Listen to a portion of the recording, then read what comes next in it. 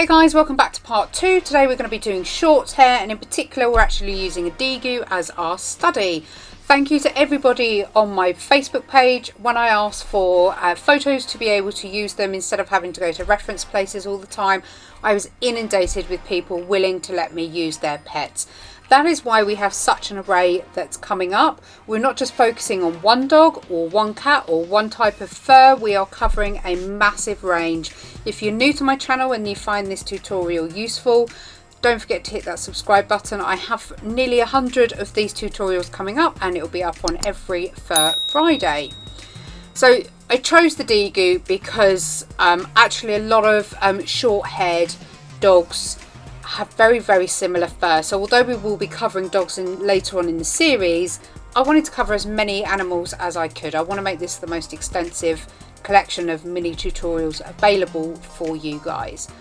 I've put down a base coat of cinnamon, and what this does is it allows us, once we start layering up, to leave negative space, and within that negative space we then have our cinnamon.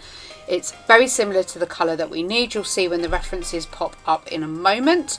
And what we've also enables us to do is it gets us a nice light layer down, so we can then start working on the wax that we have already. So you can see the Degu, which is thanks to Nikki Mitchell, and we've got the little segment there up on the right hand side, which is the segment that we're focusing on. It was easier to do it in these small sections because then they're much quicker for you to have a go at. I'm using the Caput Mortem to essentially start layering in where some of the darker areas are and some of the shadows between the fur strokes. Unlike the first tutorial where it was okay to leave some large blocky colours, it is okay in this to a point, but with shorter hair you are less likely to have a clean sweep of fur or hair to enable you to have a solid block of colour. So we tend to, it's a bit drawn out, but we tend to actually put in each individual hair. If you do it quickly and don't think about it, it takes away that regimented line all being in the same direction, because you need to follow the flow of the fur, the flow of the crease around the muscles. As you can see, he's sort of turned slightly and we have that curve in that fur. So when you do your fur strokes, that's exactly what you need to be looking at and identifying and following with your pencil strokes. Keep them short. If you have them too long, you start to elongate the type of fur that they have, which then means that actually you're doing the wrong type of fur because it's not short enough. So keep your fur strokes nice and short.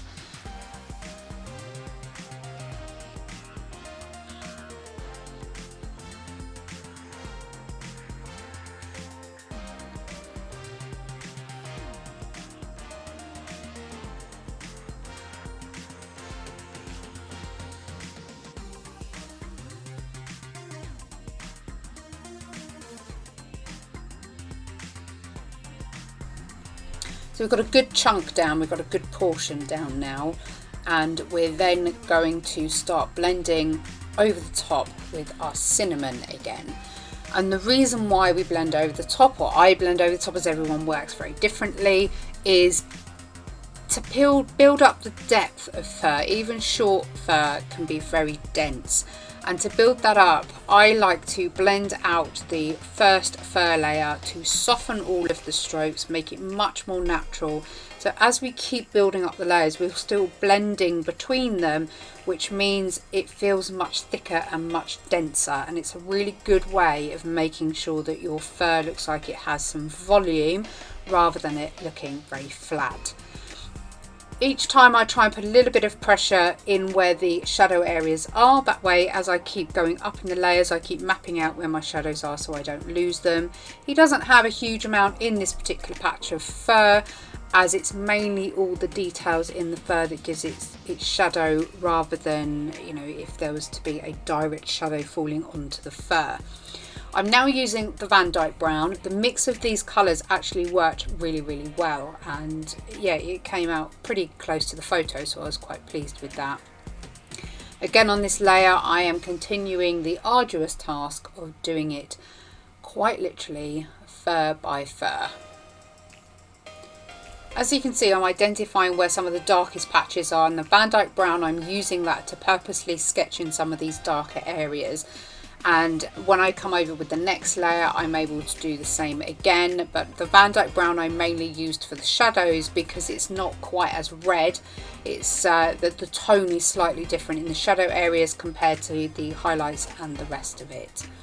I've decided to bring in the dark sepia because I needed something that had a bit more punch, gave you a bit more contrast, and the dark sepia actually has a warm tone to it. So rather than use painted grey, which we used previously because the fur was colder, this is very warm fur. It's a nice natural brown, so we want to keep that within our tones, which is why I chose the dark sepia to do that.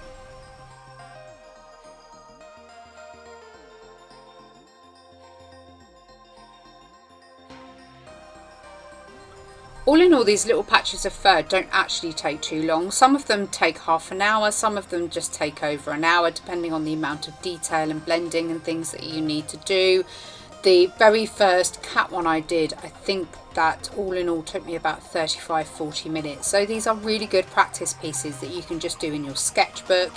You know, just take lots of photos of your cat, zoom in certain areas, just pick different areas out, and then that way you're able to practice various places on the body where the fur changes and where it's slightly different. And we do exactly the same in this series. As we progress through the series, we start looking at different places on the body. We have a dolphin coming up, we have snakes, we have lizards, we've got lots of cats, lots of dogs, a variety of colour including reds, goldens, browns.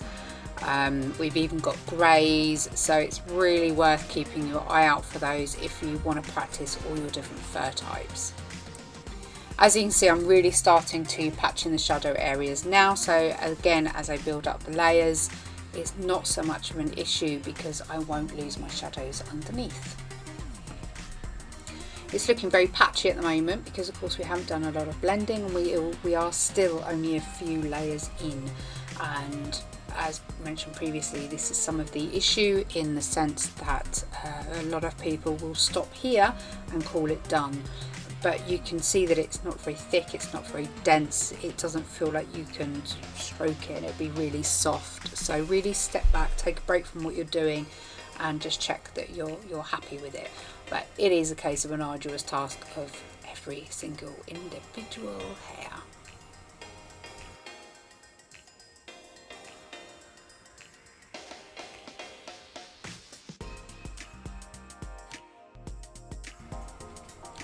You can see from where we use the dark sepia that we're starting to lose the tone, which is why we start coming back in with our previous pencils. You can see that I'm blending in here in some of those richer, pinkier tones back in with my cinnamon, and that way we're bringing back some of the colour that we need within those areas. I'm now back to my Caput Mortem, again bringing the colours back.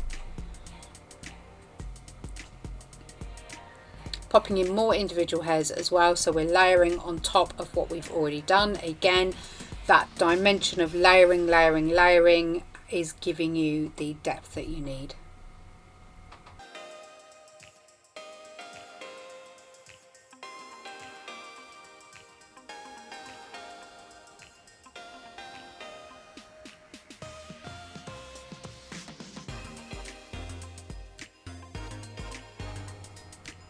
I've now decided to bring the painted grey in because some of the areas, although they needed darkening, weren't necessarily cold, but when you have your base layers already underneath, when you glaze over with a colder colour, the underlayers can actually warm that colour up. So you'll be surprised at all the different colours you can actually get in fur.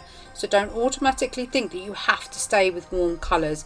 The cold colour can actually give you a really nice contrast and a nice shadow detail or even a highlight because it draws your eye and it gives you a much more natural feel. So don't be afraid to use some cold colours in with your warm because it really, really does help lift the entire piece and yeah, just gives it a bit more of that realism feel.